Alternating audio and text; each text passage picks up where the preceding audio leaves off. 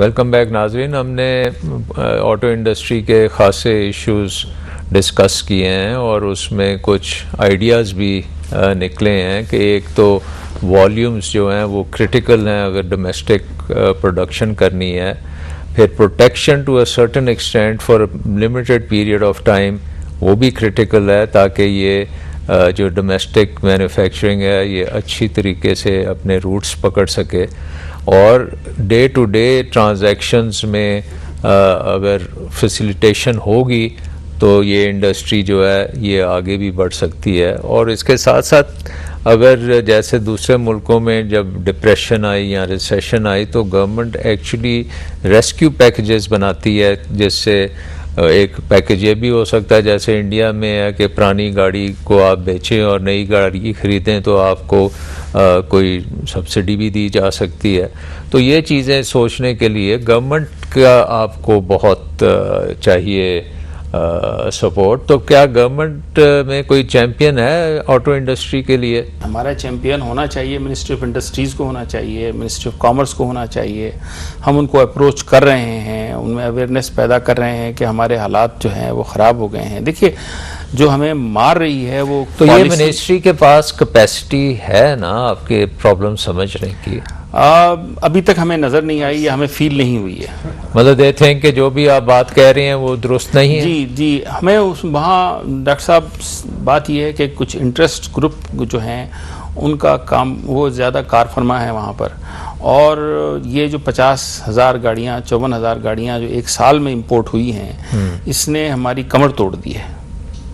और अगर ये इसी तरह सिलसिला चलता रहा तो ऑटो इंडस्ट्री का सर्वाइवल मुश्किल होगा, बिकॉज आइडल कैपेसिटीज़ और लो वॉल्यूम की जो कॉस्ट ऐड हो रही हैं और जिस तरह से रुपी डेप्रिसिएट हो रहा है, प्राइसेस बढ़ रही हैं, ये तमाम चीज़ें जो हैं वो हमारी वायबिलिटी को डे टू डे एंडेंजर कर रही हैं। सबसे बड़ा जो मतलब ये 50,000 गाड़ियों की वैल्यू कितनी होगी in terms of domestic production?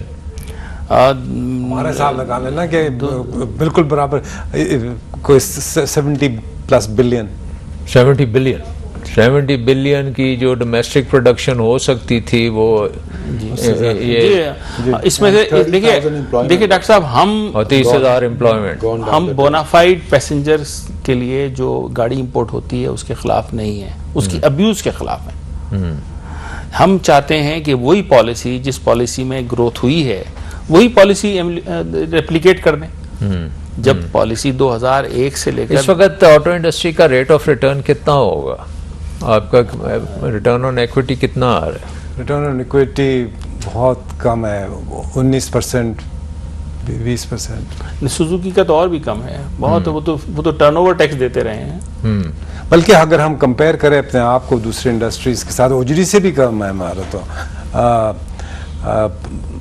Unilever या दूसरे जो हैं नेस्ले वगैरह तो बहुत ज़्यादा है। तो इस वक्त मिनिस्ट्री ऑफ इंडस्ट्रीज में आपकी सुनने के लिए कोई ग्रुप है, ऑटो ग्रुप वहाँ पे है या? जी ऑटो ग्रुप एग्जिस्ट करता है, लेकिन हमारी अभी तक सुनवाई के लिए हमें बुलाया नहीं गया। हमें अभी थोड़े दिनों पहले मीटिंग हुई थी जहाँ पर हमने रिक्वेस्ट की उनसे कि हमें बुलाएं, हमारी प्रॉब्लम्स को सुने, लेकिन अभी तक हम इंतज़ार कर रहे हैं उस सिलसिले में। एक्चुअली डॉक्टर साहब ये बड़ा तो मिनिस्ट्री ऑफ इंडस्ट्रीज अगर आपको रिलीफ दे सकती है तो वो किस किस्म की रिलीफ देगी? रिलीफ ये है कि सीधा रिलीफ है, इसमें कोई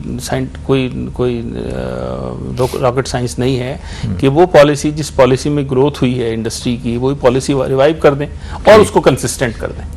ये ना करें कि एक पॉलिसी दिसंबर से चले और जून तक वो चलती रहे कि आज इतना डेप्रिसिएशन होगा, आज इतनी एज लिमिट होगी, आज इस गाड़ी पे डेप्रिसिएशन लगेगा, इस गाड़ी पे नहीं लगेगा। और जो अभी नबील साहब ने थोड़ी देर पहले इशारा किया, 577 जो SRO है वो बुनियादी तौर पर बोनाफाइड पैसेंजर को रिलीफ देने के लिए किया गया था। ये 14-15 बिलियन रुपए का लॉस है, स्ट्रेट फॉरवर्ड लॉस है, बिकॉज चारों टैक्सेस की एग्जेम्पशन है, पार्शियल एग्जेम्पशन है ड्यूटी के अंदर। SRO 577 ऑफ 2005 आप नेट पे देखिएगा, there is a partial exemption of duty, sales tax, withholding tax for the used cars. They are not under normal regime of tax, they are under special regime, privileged class के तौर पर treat किया जाता है non use car को। And this was a very select जी group जिसको ये बेनिफिट 14 बिलियन हमने कैलकुलेट किया है, 7 लाख रुपए अगर सो बेसिकली आप ये कह रहे हैं कि जी ये यूज्ड कार पॉलिसी जो है इसको आप कटेल करें ताकि ये 50,000 की बजाय 5-6 हज़ार से ज्यादा नहीं होनी चाहिए। बिल्कुल। जो और जो जिनको जो बोनाफाइड एंटाइटलमेंट है वही उन्हीं के लिए हो। सो नंबर 1 ना हो। Is that the only issue of the auto industry या इसके बाद फिर नेक्स्ट क्या आप चाहेंगे? बड़ा इशू है AIDP है हमारा, AIDP का जो है जो कि गवर्नमेंट के पास रखा हुआ है, एग्रीड 5 ईयर का जो प्लान है इसको अप्रूव करके नोटिफाई करें, कंसिस्टेंट करें उसको। And do they play their share of it ना, इसलिए कि उसमें मैंने बताया ना नॉन टैरिफ की कई चीजें हैं जिसमें गवर्नमेंट ने टेक्नोलॉजी फंड्स वगैरह सेटअप करने। अच्छा, इंडिया में क्या कंसेशन है जो पाकिस्तान में नहीं है? इस तरह के हैं ना फंड्स वगैरह, टेक्नोलॉजी फंड्स वो दे रहे हैं वगैरह के लिए। बिल्कुल इंडिया में सबसे पहली बात है कि यूज्ड कार जो है वहाँ नहीं। चलिए वो तो हमने निकाल दिया। यूज्ड कार अभी मैं बल्कि एक कॉन्फ्रेंस में था टोयोटा की, उसमें ये जरा सा कि इंडिया का जो रिप्रेजेंटेटिव था उसने कहा जरा सा जो मसला आ रहा है कर्नाटका में, तो जैसे एक गाड़ी कोई बनाता है उसको गवर्नमेंट कैश देती है, कैश। अच्छा, Toyota gets cash for every car that it makes. तो दूसरे कोई स्टेट्स ने जिन्हों के पब्लिसाइज किया, अट्रैक्ट किया OEMs को आने के लिए, ज़रा वो फाइनेंशियल डिफिकल्टीज में आ गए हैं तो ज़रा उनको मुश्किलात पेश आ रही हैं। बट कंसेशंस उन्होंने ऑफर किए, सब ने ऑफर किए। अच्छा डॉक्टर साहब, मेरा ये ख्याल है टैरिफ्स इंडिया में हायर हैं हम पाकिस्तान से। टैरिफ का मैं भी बता रहा हूं, टैरिफ इंपोर्ट पे हायर है पाकिस्तान से। इंपोर्ट तो यूज कार 108%, न्यू कार्स भी न्यू और यूज्ड जी 108% है वहाँ। 108 या बिल्कुल उस पे इनके CD वगैरह लगा के बहुत लोकल टैरिफ्स बहुत हैं यहाँ। डॉक्टर साहब, आपने अभी बात की थी ना चैंपियन की, तो चैंपियन भी अगर हो या लेट्स से हम MOI की बात कर रहे हैं कि वो पॉलिसी भी अगर बना लेते हैं, there is another issue of governance within the country and how decisions and how policies are actually made. What happens is that let's say MOI को हम समझा भी लेते हैं, ग्रुप कोई है उसको समझ भी जाता है, कर भी लेता है, तो MOI is just one जब ECC पे डिसीजन मेकिंग पे जाता है। और उधर stakeholders non stakeholders I would say, जिनका कोई रोल ही नहीं है, जिनको कोई इंजीनियरिंग का पता भी नहीं है, जिनको कुछ पता ही नहीं है, they also become party to making the final decision. So you have to have more champions than just the ministry of industry. No sir, what I am saying is जैसे बाकी दुनिया में भी एक ये तरीका होता है कि जो इंडस्ट्री देखे, मेरे से बेहतर मेरी सनत को कौन जानता है, ठीक है ना, मेरे से बेहतर तो कोई नहीं जानता ना। अगर मैं एक बात कर रहा हूं, आप एज थर्ड पार्टी, हुकूमत का काम है थर्ड पार्टी उसको वेट करें कि मेरा कोई वेस्टेड इंटरेस्ट ना उसका रोल हो, कुछ हो करके, और अगर वो पॉलिसी ठीक है तो आप उसको शूट करें और तो उसको तो प्लानिंग वालों का काम है, ठीक है ना। अब चूंकि एक मतलब नेशनल लेवल के ऊपर एक प्लानिंग इनकंसिस्टेंट है, every Tom Dick and Harry उठता है और वो पार्ट और पार्सल बन जाता है हमारी इंडस्ट्री का।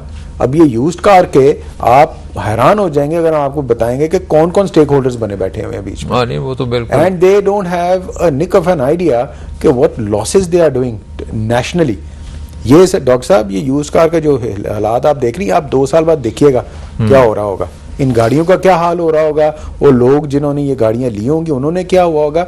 And unfortunately the people who have with vested interests made this decisions and they are helping to sustain these decisions, they won't be held accountable. तो वो कौन है ये लोग, किधर बैठे हैं? मैंने सर ये MNAs हैं, MPAs हैं, ये आपके प्लानिंग वाले का तो आप कह रहे हैं ना कि they are thinking in a different, इतना रोल है, but FBR and ministry of commerce से ये 2 बेसिक पॉलिसीज निकली हुई है ना, तो वहाँ के ब्यूरोक्रेट्स हैं और उनके पीछे जो पॉलिटिकल एलिमेंट्स हैं, they are obviously political elements, vested interests. Are you who is going to hold them accountable to what? ये 30,000 जॉब्स, 30 से 35,000 जॉब्स जो आपने नेशनली लूज कर दी हैं, कौन जिम्मेदार है? Who is answerable? Is anybody answerable?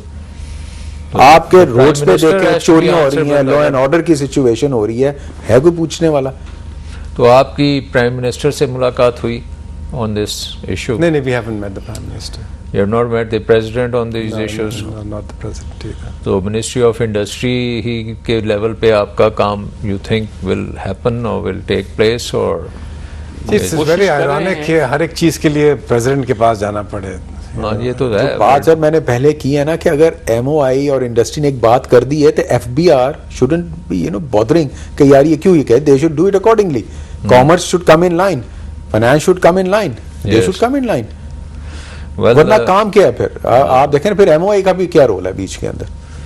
बस अब आई थिंक हमारा time is coming to a close. आपने भी ट्रैवल करना है. Thank you very much for Thank you, Dr. Saab. Thank you, Dr. Saab. Let us explain things. You have been able to project a very kind of a critical situation in the auto industry और ये हमारे मुल्क में एक रीढ़ की हड्डी होनी चाहिए ऑटो इंडस्ट्री. हमारी इंडस्ट्रियलाइजेशन जो है उसका एक key element has to be the auto development of auto industry. और OEMs से ज़्यादा हमारे जो वेंडर इंडस्ट्री है वो तो पूरे मुल्क में फैली हुई है. और आई मीन इसके linkages from gas stations to motor mechanics to spare part shops and manufacturers, अब castings and forgings और so सारी दुनिया की टेक्नोलॉजी इस इंडस्ट्री में समाई हुई है. And I think this is it is the mother of all industries. And I think इसमें जो major issues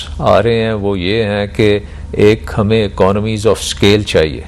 We need to be producing lots of cars, not only for Pakistanis, but जब हम scale पे जाएंगे तो उससे cost नीचे आएंगी. we'll become globally competitive और एक दिन आएगा डेफिनेटली कि पाकिस्तान भी टॉप 10 कार प्रोड्यूसर्स में होगा. लेकिन उस वक्त तक पहुंचने के लिए हमें बड़ी सगेशियस पॉलिसीज़ चाहिए, हमें टॉलरेंस चाहिए, हमें पेशेंस चाहिए एंड बहुत सा हार्ड वर्क चाहिए. We have come to the end of the program. We'll see you next week.